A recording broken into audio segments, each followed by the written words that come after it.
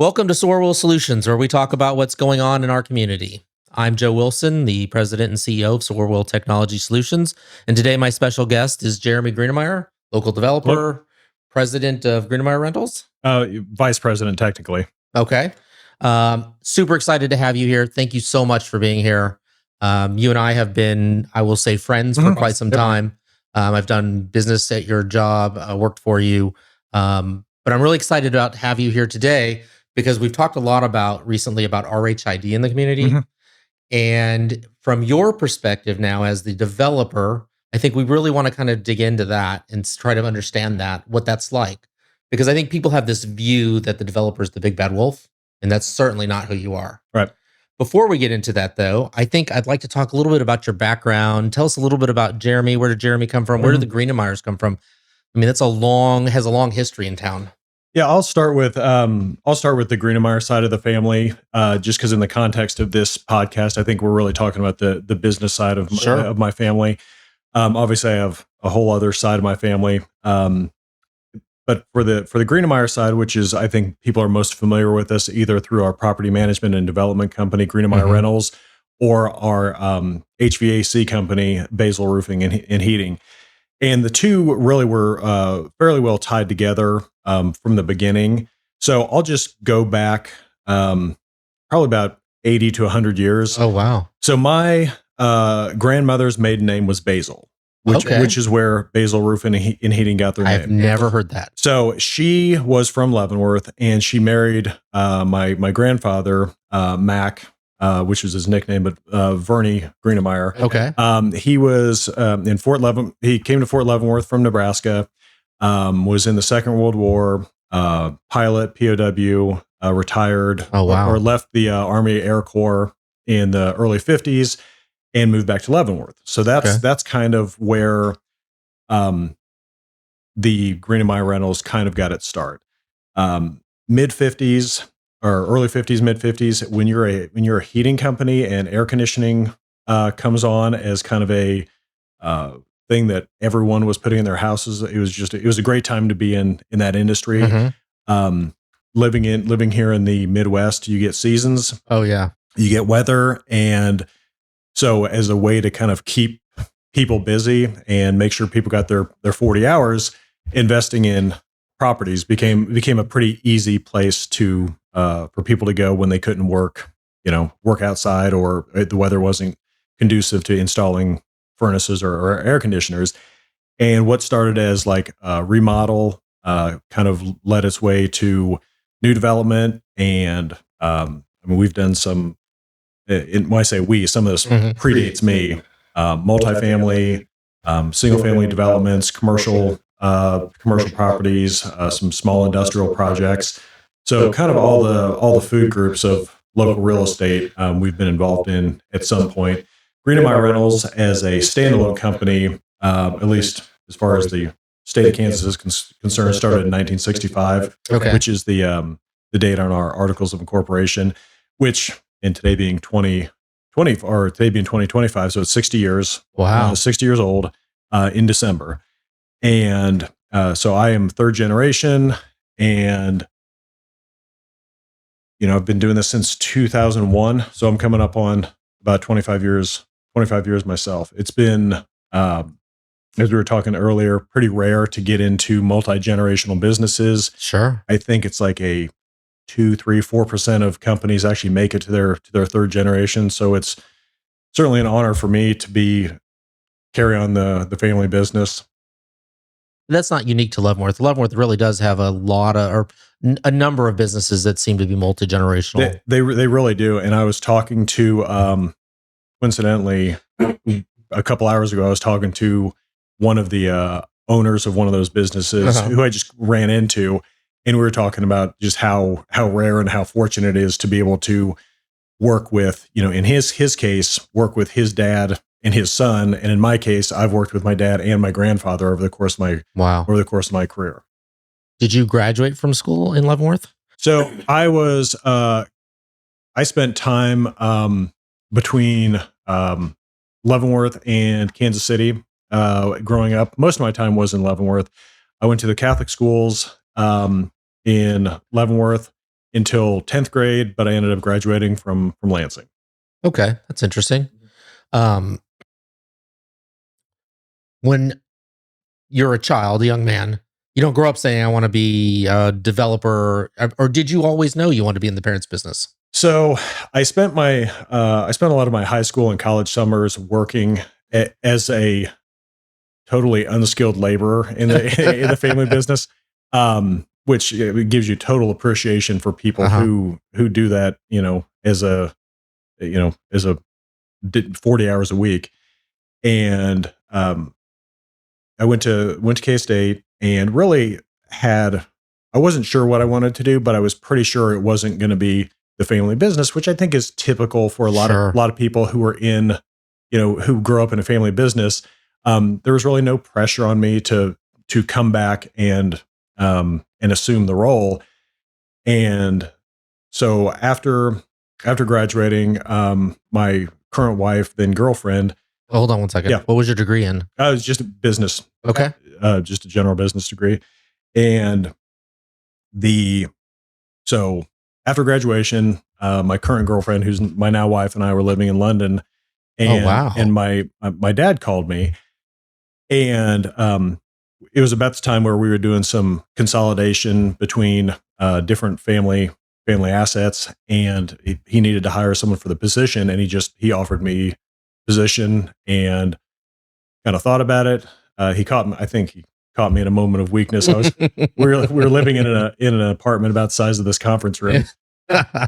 So we eventually made our way back here, and June of 2001 is when I started officially. Wow. And it was, again, probably similar to a lot of small businesses where your job title is basically a blank, or not job title, your job description is just a blank. So one day you might be doing HR, one day it's IT, one day it's, you're going on a supply run. It's kind of just as needed was the best job description. And it was really a great way to learn the whole business, not being pigeonholed in any one, role. Does your father still work with the business? Yeah, he's good for probably about half days. And there's just a ton of institutional knowledge up in his head. So I think whenever he ultimately decides to be fully retired, we will know, because there's a lot of things that you can just ask and are just available. And one day that won't be the case. So super nice guy. Was really kind to me when I did work up there. Always chatted with me and provided me tidbits of knowledge about the community and business. And, I was really green. I think, I don't know about really green, but probably a couple of years into my other business when I was working with him. And, I was always very fond of him. Yeah. Well, it's, there's no planned retirement coming. So he can just keep staying there as long as he wants. So what does the day-to-day now look like for you? The day-to-day sometimes looks a lot like what I just said, is kind of whatever comes up. Most of what I spend my time on is the commercial properties, and focusing on development. And we have some really great other people who work in the office who take care of the residential side, and then just keeping the office running smoothly. We've got probably 8 field employees, and that is when you have enough properties and tenants, it's really, you can keep several people busy full time just doing maintenance, small renovation projects to keep everything looking nice. And we also do some remodeling for tenants as well. So you own, or you had done developments in Leavenworth County. Have you done developments outside of Leavenworth County? No, we are Leavenworth and Lansing. Okay. Is with a very few exceptions. Leavenworth and Lansing is the where all of our properties are. It's every time we've considered going a little bit further afield, things like management and maintenance expenses just go through the roof, because if we keep something local, our additional management cost is close to zero. Our maintenance cost is so much more reasonable because nothing is more than 10 minutes from our office. Sure. You go further afield, now you're looking at, 30-minute, 60-minute round trips, or getting third-party management, which is just, all expense compared to what we can do here. So it's just financially, it makes more sense for us to keep everything close. Now, you've done some volunteer work. You served on the LCDC board. Mhm.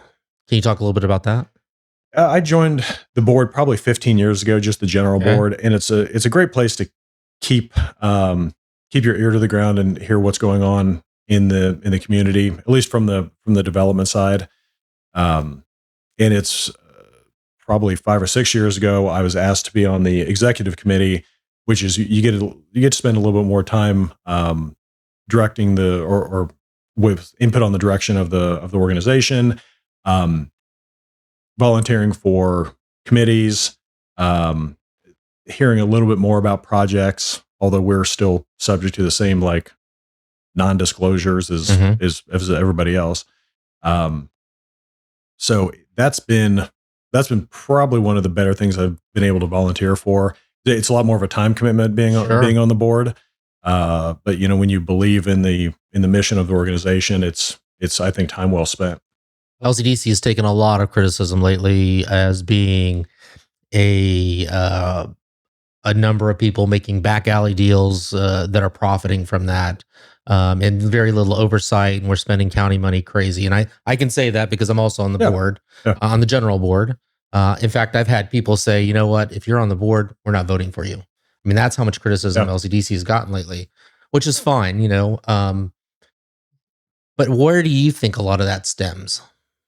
I think a lot of that probably comes from people being upset about their property taxes in general, and are looking at places where their money's being spent that they're maybe not seeing a return or not understand. My thought is people don't understand the value of economic development. A lot of times when I've been able to have sit down conversations and explain all the benefits that come with economic development in the process of attracting and retaining businesses, it becomes pretty evident why you need it. And I wish there was some way we could have a parallel universe where no economic development organizations were funded, and see what that looked like, because I think people would really see the value. There's dozens of employers around town who have either come to town, expanded, or we've retained because of the efforts of the organization. It's an amazing staff that works there, and it's unfortunate they've taken the brunt of some criticism, because I also feel like you do in that, when I'm serving on the board, I'm certainly not making any money for my company. It's out of pure philanthropy that I'm there, because I believe in the mission, and the only way to lower our taxes is to increase the tax base. With the county now suggesting they're going to defund LCDC, what direction do you see the county going for economic development? Well, not just the county, but the cities have, over the years, and we're talking the last 20, 25 years, there have been various times where different cities have decided to not fund LCDC, have tried to do their own in-house economic development. And I don't see where it's ever going to financially be a good deal for the cities and the counties to have their own in-house person. The last time the county had an in-house person, they were, I think, around $170,000, $180,000 a year for one person. Wow. The city of Leavenworth plus benefits. The city of Leavenworth 10, 15 years ago had their own in-house person, and they were, I think, $80,000, $90,000. This is 10 years ago. Sure. So what would it be today? This is truly, all the cities in the county are benefiting from pooling their resources, effectively hiring a fractional employee for each person. And so if LCDC goes away and you want to do economic development, I don't know how you do it aside from hire your own person, which, if everyone's hiring their own $100,000 a year person, you're spending way much more than you are currently. So I just don't know what a better plan is to do the attraction expansion and retention that is done by LCDC. Well, I think a lot of people fail to understand that when you're doing economic development, that's built off of relationships, and those relationships are established over a period of time. LCDC has been in existence since 2000. Oh, what? No, One or I think before that? I think 1981 is when 1981? it started. So we've got a ton of institutional knowledge, people who have been investing in relationships that you can't just hire somebody to walk right into that. It's going to take time. So you're not going to see the results of your effort anytime soon. Well, it's that. I mean, it's certainly that. It's also the knowledge that comes with all of the other times you've submitted for projects and having information on utilities, transportation, people to contact at the state. LCDC has memberships at a couple other economic development groups that each city and county would also have to join. If LCDC goes away and they have a $10,000 a year membership with KCADC, which is Kansas City area's economic development group, guess who's now going to have to pay that bill if they want those leads? Now you've got each city paying $10,000 and the county paying $10,000. You've got public funding. We both of us as investors in LCDC, we give the organization money every year. That goes away. There's no private company that's going to donate money to the county or to the cities for economic development. No way. They'll donate it to a nonprofit, but they're not giving it to the city. So that goes away. All the volunteer hours that you and I and dozens of other people give every year go away. And these aren't, this isn't just, you're picking someone out of the phone book to volunteer. These are people who know the community and know their industries. These are bankers, these are developers, these are realtors who are donating their time for the good of the organization, which is the good of the county. Yeah, that's what I think is disappointing. We have a lot of private companies that are just investing their money, putting their money where their mouth is. And just as the county is somewhat mistrustful of LCDC, I certainly would be mistrustful of the county trying to wisely spend my dollars if I were to donate as a business to the county for economic development. That would be crazy. Well, and the thing is, the county or the cities, they have ways to get income, and it's called the mill levy. So if they want money for economic development, they don't have to rely on donations. They can just raise taxes, bump their mill. Right. So I don't think, even if people don't like LCDC, the alternative seems much worse. Oh, completely agree with that. And even if you don't like LCDC, something else that would replace it is going to look awfully similar to what's currently in place.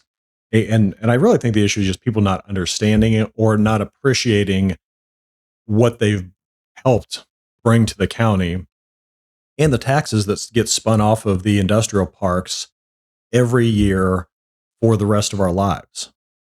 If you end up incenting a business, let's say you do a 10-year incentive, what's the useful life on a commercial building? 100 years? Yeah. 120 years? I mean, we have 150-year-old buildings in downtown. Yeah, we do. So in the grand scheme of the county, when it's 50 years from now and you're getting full value on all these things that are incented, it's going to be wonderful. And unfortunately, that's the world we live in. It's a very competitive market. And if you're competing with other communities that are offering incentives, that's just the game that's being played. It'd be great if people just chose what made sense because it was the closest or whatever. But there's companies are searching for what's going to financially make the most sense, and you can put your finger on the scale by offering incentives, and whether that's land, property tax abatement, training grants. There's a number of things out there. Well, I mean, when I go shopping, I'm looking for deals. Why wouldn't a developer look for a deal? Absolutely. I mean, that's what makes businesses competitive. The thing that bothers me is profit seems to be a bad word in the local area, and nobody gets into business not to make money in some fashion. I mean, let's just lay that out there on the table. I'm not doing technology out of the goodness of my heart. Right. I love it, but I got to feed my family. I got to pay my bills. I mean, we all have to do that. So I when people are like, well, they're making a ton of money off of this, They're not making a ton. There's a lot to go into development. I want to get into that in just a minute. Um, I just wanted to ask you a question before we go down that road is when you look at Leavenworth or Lansing or Leavenworth County, um, Leavenworth has had 28 houses, I think, in the last 7 years. Lansing's had 4. Basers had 700. Right. Why? Do you know? Yeah. It's the incentive to build.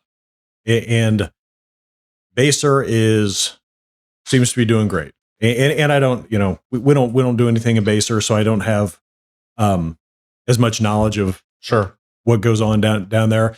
But they seem to be, well, not seem to be, they're the beneficiaries of a great location. They being are close to 70. They are minutes from K7. They are minutes to I-70. They are, and I don't mean this to be disparaging, they are like Village West. Okay. They're close to so many more restaurants and shopping. Just, total coincidence.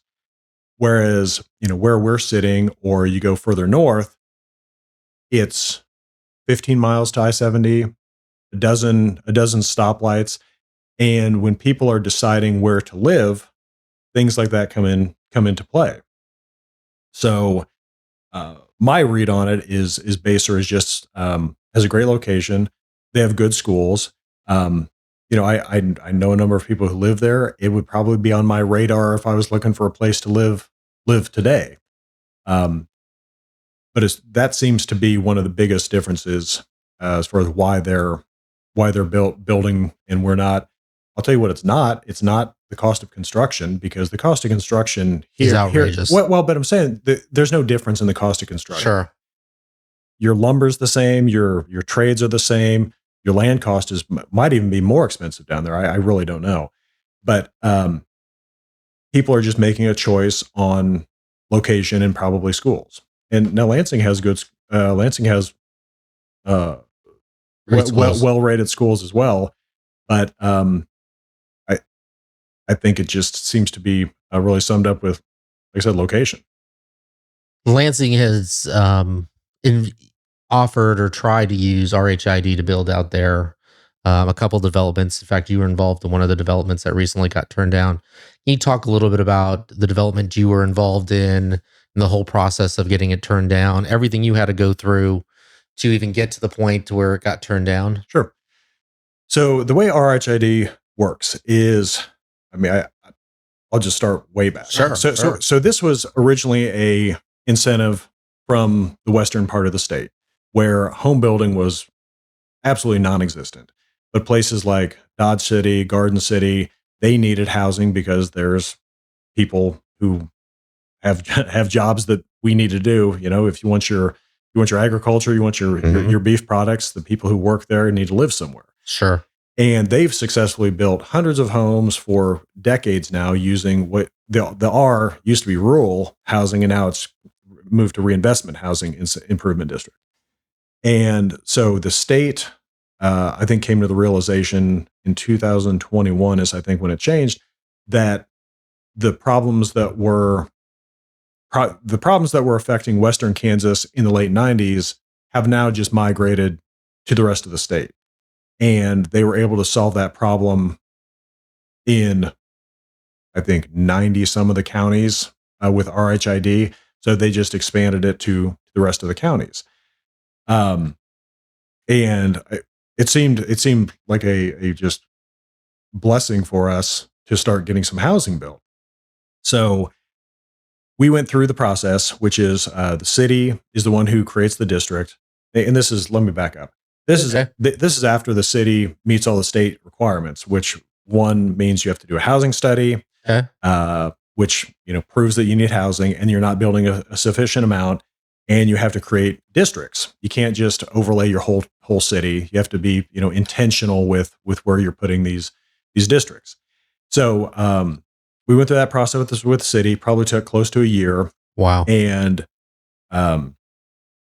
came up with our plan, which was 21 multifamily units, 2-bed, most of them 2-bed, 1-bath, very much kind of, it's a nice Class B, unamenitized product, things that we've built before, things that were comfortable with the tenants and the rental rate.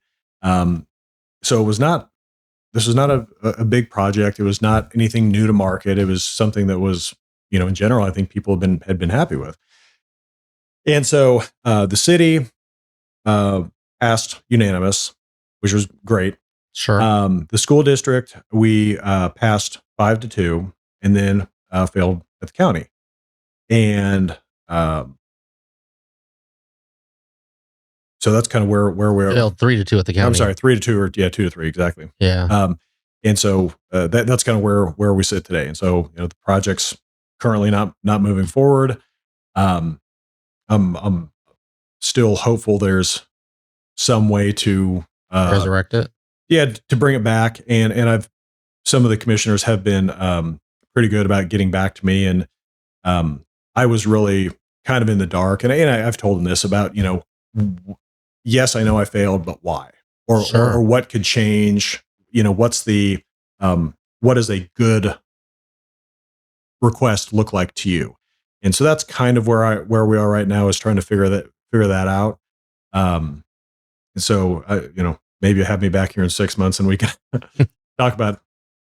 I will tell you. So we had Jeff Culbertson last week, and he is completely against RHID for any reason. He feels like it puts too much strain on county resources as they begin additional exemptions from property tax.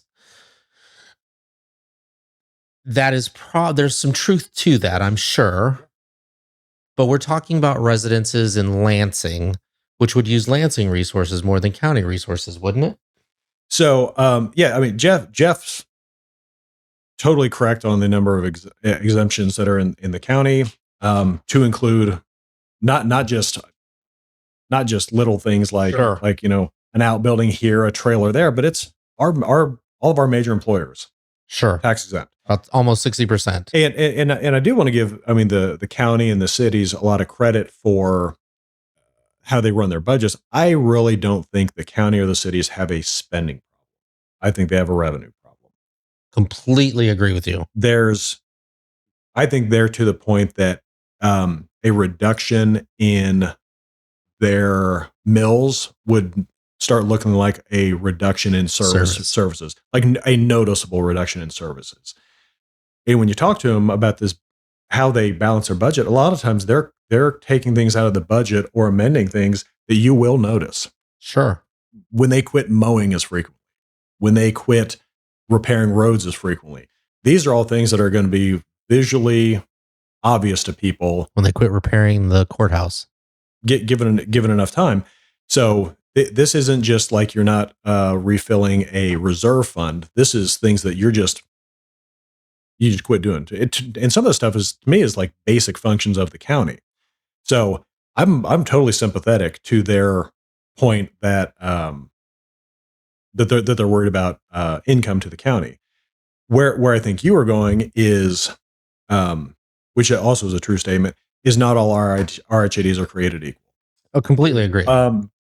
If you're doing one in the county, that's totally in the county, and you're using county roads and county services, that to me has one effect. Yep. If you're doing one in the middle of town where it's served by the cities and it's always on city streets, then the impact should be considerably less.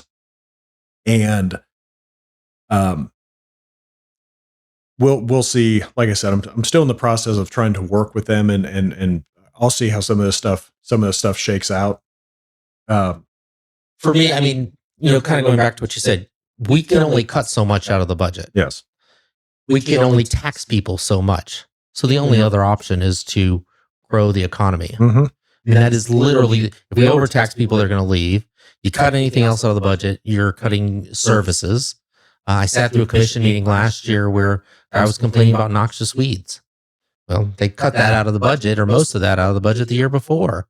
So I really struggle when I see parties or people saying, well, we need to run a more efficient government because that's going to make things better. I don't know that it is. No, I'm. Well, I think I are covered. I think they do really a pretty good job.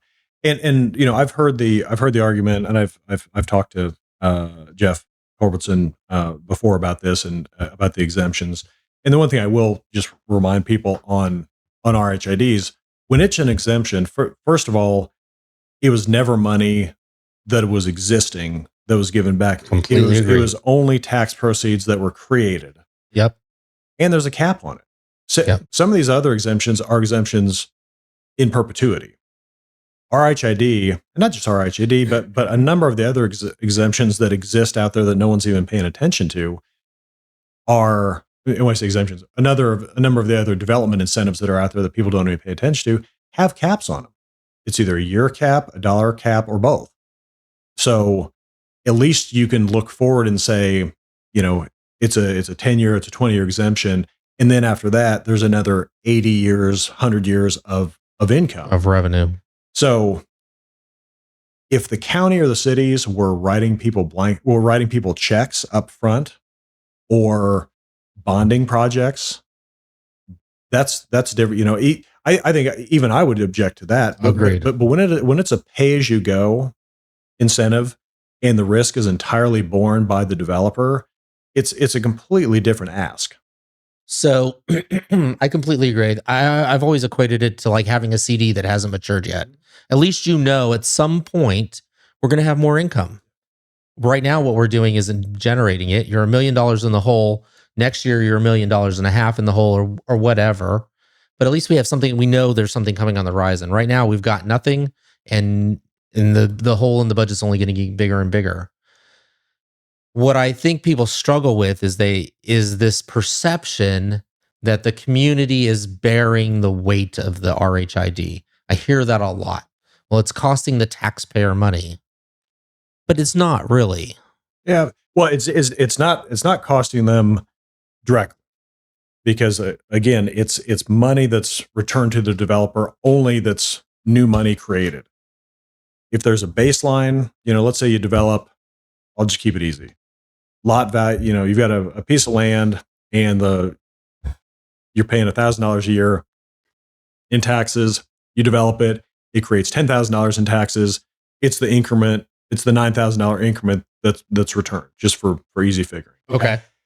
The other thing that I don't think that people give enough credit to is even if the county or the cities were to receive no proceeds for the term of the abatement, there's all the other knock-on effects.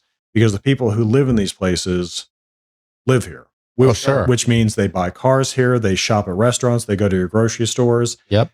If we are going to have tax-exempt entities as our largest employers, we should also put a lot of effort into keeping them here. Agreed. The worst option is for people to work here and then leave. Yep. If they're going to work here in a tax-exempt parcel, keep them as tenants. Keep them as homeowners, because then you can at least, harvest their sales tax and their vehicle registration and everything, every other fee that it's something nobody's brought up vehicle registration yet, because there is some other property tax that the county will make money off of. When I went through the process with the county, the county administrator put together a kind of pros and cons at the county level, and they did include vehicle registration, sales tax. So I think there's an awareness with some people, the value. Again, I'm just kind of imagining the average citizen who just might hear once, get the accounting of one side of the ledger and not the other. Well, a lot of times I think some of the negativity stems from people not wanting things in their backyard. Yeah, I mean, I'll never discount that. This again is where all RHIDs are different. Mm-hmm.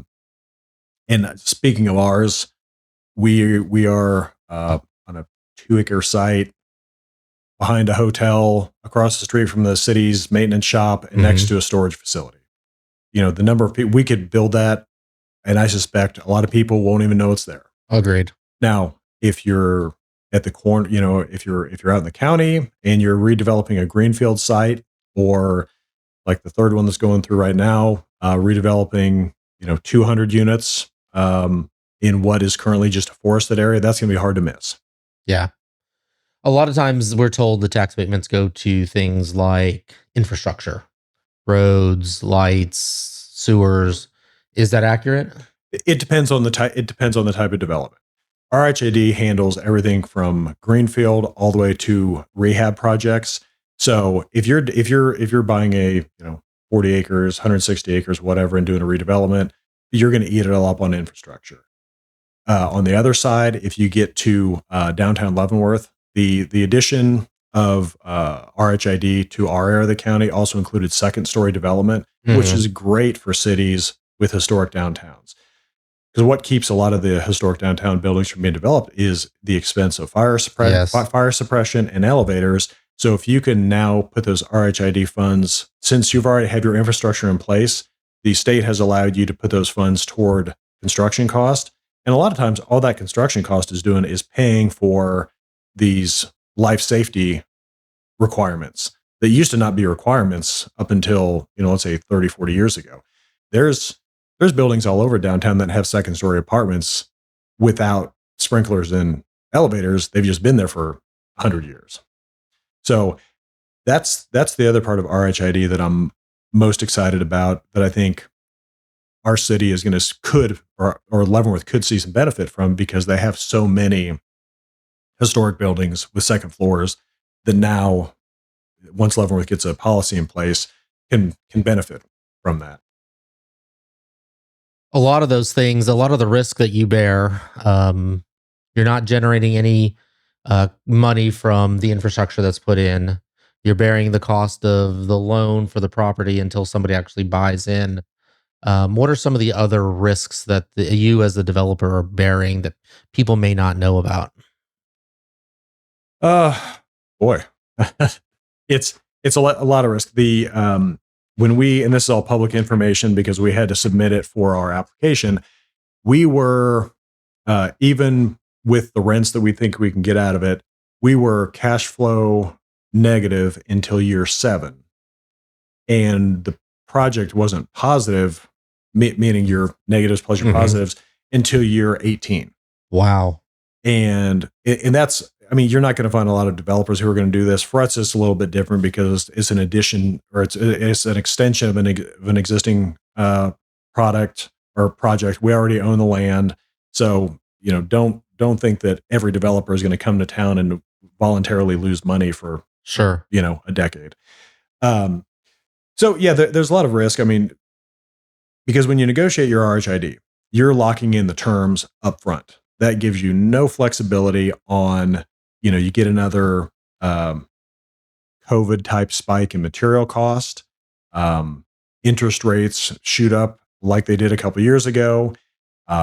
You have some sort of recession, and rents can't keep up. So there's and none of this is unique. This is basically just real estate risk.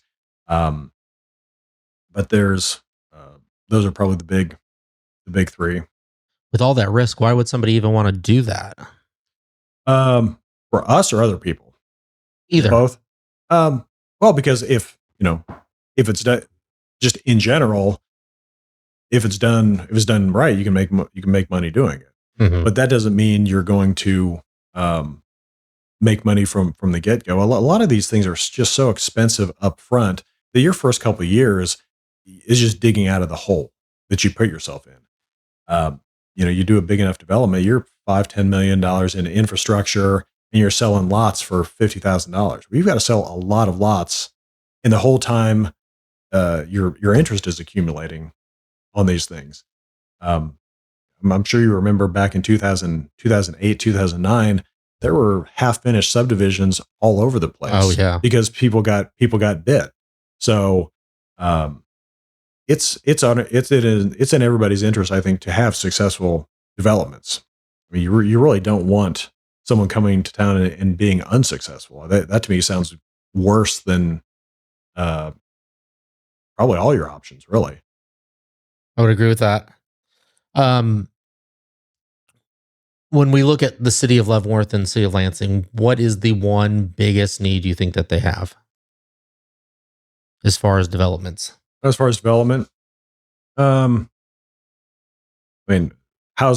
comes to mind just because it's, the city of Lansing's housing study, I think, said they needed 500 new 500 and some new residential units Wow. by the year 2032, 2034, I think. Okay. And, at the rate they're building, they're not never going to hit it. Right. They're not going to get close. There could be some, probably one or two. Ideally, you get a big relocation here, hires, 300 or 400 people with great wages. That would be a transformative project. But things that I think where cities can be the most immediately effective is to get some housing going. I've had a number of discussions, especially as I've been on the campaign trail. What draws people in? Having more businesses here draw people in, or does having more people here draw more businesses in? Well, it is the three-legged stool or five-legged stool or whatever. It's people need a place to live. People need a place to work. They want amenities. They want services. They want schools, and all of these things really have a lot of interplay with each other. I mean, you have a big employer. Those people, they're going to need to hire people. Those people need a place to live. Those people want a place to shop. They need places for their kids to go to school. So I don't know that there's any single one thing that's going to solve whatever problem the cities are trying to fix. But I will say, I don't want to just sit back and admire our problem and identify the problem. It's also the ability to kind of move forward and make some decisions to at least kind of start addressing them, however you can. And I think in some ways, I think the cities and the counties do a pretty good job of some of these things. One last question. Yeah. It's not one that we kind of went over. I just kind of threw this one together because I just thought about it. When you look at Leavenworth specifically, and you look at our downtown and the empty stores, yep, what do you think we need to do downtown to bring that back to life? I would love to see a redevelopment in and around downtown. There's so much opportunity, I think, for a great redevelopment to the north of downtown. You have a major employer in Fort Leavenworth who's right across the street. You have a historic downtown that in some ways other cities would love to have. Sure. These buildings in there. Either they don't have a downtown or their downtown was built 20 years ago and it's a strip. So the river, the community center is there, the riverfront's great, but you also need people who can go to those restaurants and go to those shops and feel safe doing it. And there's some great shops in downtown Leavenworth. We have such a big downtown. If you took all the best stores and put them on a 1 or 2 block street, it'd be like a Weston or Parkville. But we just have a lot of space, and a lot of these. I was told 28 blocks. Yeah, a lot of these are spread out. Leavenworth, again, I will say, is in a unique position in a good way. Let's say they get their RHID policy put together. 2026, the opportunity zones, which I'm just bringing up now, were renewed. Leavenworth might be in a better position to get some developers here and use the opportunity zones to do a big redevelopment push. The bad thing about the area north of downtown Leavenworth, which is there's a bunch of vacant lots, mm-hmm, is also the good thing about it, which is there's a bunch of vacant lots. So my hope, dream would be a project that gets someone interested in redeveloping an area of town that is, let's say half full, 60% full of structures, has some vacant spaces, but is so well located next to the river, next to your major employer, and just north of your downtown, and the infrastructure is in place. It could be a very quaint, redeveloped area with single family housing, or maybe some townhouses. So that is Jeremy's grand vision, and I'm not offering to lead it. but yeah, it's got to be hard. Well, it's really something I think it's a big enough project. I think a city would need to take it on. But the city has done big things before. The 3 of the 4 hotels that we have were all city-led projects. They bought the land, they vacated streets, they moved sewers, they found developers, they created the incentive districts, and now we have 4 hotels, and we've kept, I don't know, something like 60-some thousand room nights in Leavenworth that up until 10 years ago were going to Missouri. Wow. So that creates transient guest tax. Those people also eat at our restaurants. Mm-hmm. And so I guess my point is the city has, to me, proved that they can do kind of these bigger projects.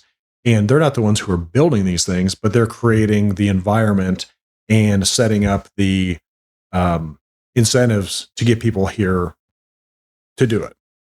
I've often said that what we need downtown is an experience, something that's going to draw people from outside communities here. Something that's like people are going to say, yeah, I'm going to go to Leavenworth because I'm going to do X. And that's really the only place that you can do it, or whatever that is. And I think we have to figure that out, what that is, and lean into that experience and make it a really broad experience for the whole downtown, because I think that'll draw people in.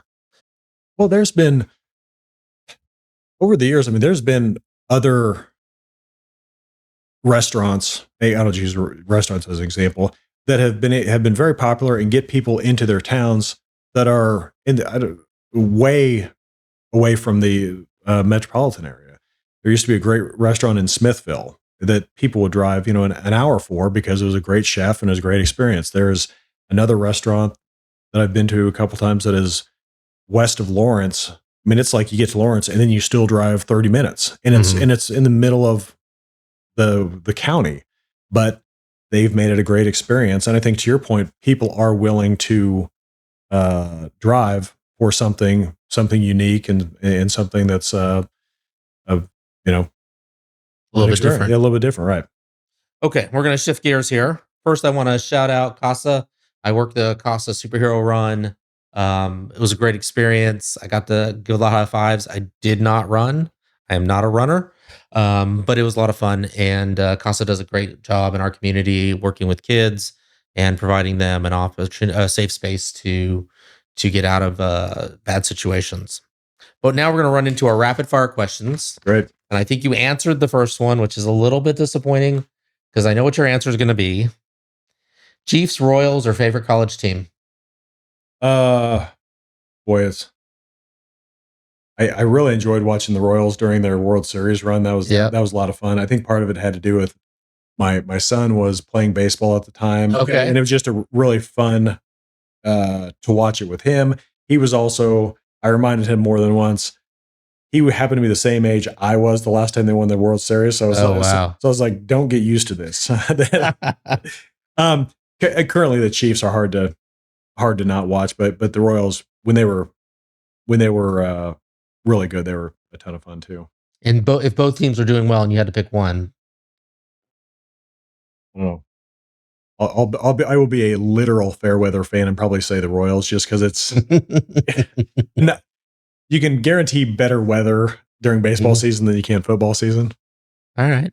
I thought you were going to say K-State because you went to K-State. No, I'm not a very good alumni. It's just far enough away that if you're going to go to a game, it almost takes up the whole day, or even having to stay there. So I fortunately was there during, I think, probably the best 4-year run. Mm-hmm. So I'll just keep the Wildcats of the late 90s frozen in amber. Now, as I recall, your father's very invested in the other university in Kansas. Yep. Well, my uncle is a huge KU fan. That is correct. And was your family disappointed when you chose K-State? If they were, they didn't. They didn't make it publicly known. All right. Favorite local restaurant in Leavenworth? I was just at the Depot this morning, and there's a couple of restaurants that I like, but my if I had to pick a favorite meal, the smoked chicken hash at the Depot is fantastic. Wow. Free advertising for the depot. Yep. Hidden gem spot in town most people overlook. The Frontier Military Museum is pretty great. I've only been there once, but I was pleasantly surprised at it. I also like and this is just for me a personal thing. The Riverfront Community Center, our Basil Roofing and Heating used to be their office. So anytime I didn't know that. Anytime I go into, well, if you look at the plaque next to the front door, I think it's 1984. Is when we turned it over to the city, and obviously the natatorium wasn't there, the basketball courts weren't there. But when you go in and you head north, and I forget if that's the men's or women's waiting room, used to be my grandfather's office. Oh wow! So I'm down there a couple times a year. It's one of my favorite places to go because it's not, the building's great, but it's also just we have nostalgia. We have pictures in our office now of when his office was there. Wow. So I look at the wood paneling and the windows in these pictures from 40 years ago, and I'm seeing this is where his his desk was here and his war memorabilia was there. Wow. Morning person or night owl? Probably more morning. I really try and get good sleep. Favorite go-to comfort food? I don't know. Not really a comfort food guy. All right. Although I just did have that hash it. All right, fair. Last movie you saw in a movie theater? The new Naked Gun. Okay. I didn't figure you for a Naked Gun guy. It was they did a great job keeping it true to the first one. The jokes per minute in that movie are ridiculous. And it is totally absurd. And if people think it's totally sophomore humor. Last show you binge watched, or series rather? We're finishing The Bear right now. Oh, okay. Yeah. That's pretty good. Favorite vacation spot? I am a variety is the spice of life guy. So I'm kind of more interested in exploration than going, and there's just so many great places to go. I'm more interested in seeing different places. Also having 3 kids who are in high school, it's a lot of fun to take them with us and do some exploring. Okay. One thing people would be surprised to learn about you, aside from the fact that you watch Naked Gun. yeah. I probably should clarify for those who don't, due to the title, it's a corny comedy, and that's it. Surprised to know about me. I don't know. That's a good question. That's probably a better question for my wife. I really don't know. When you were a kid, what did you want to be when you grew up?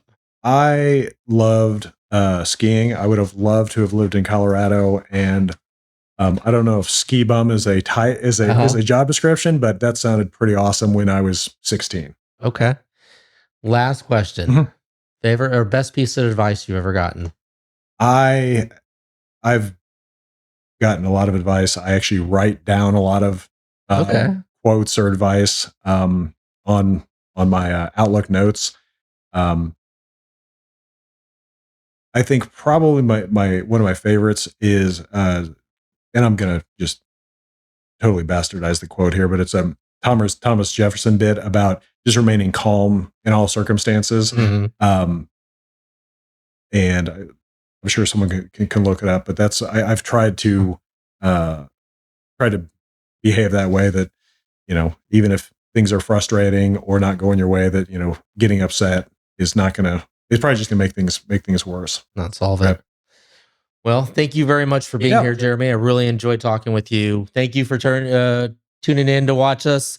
Please, if you have the opportunity, like and subscribe. That's how we keep the videos coming.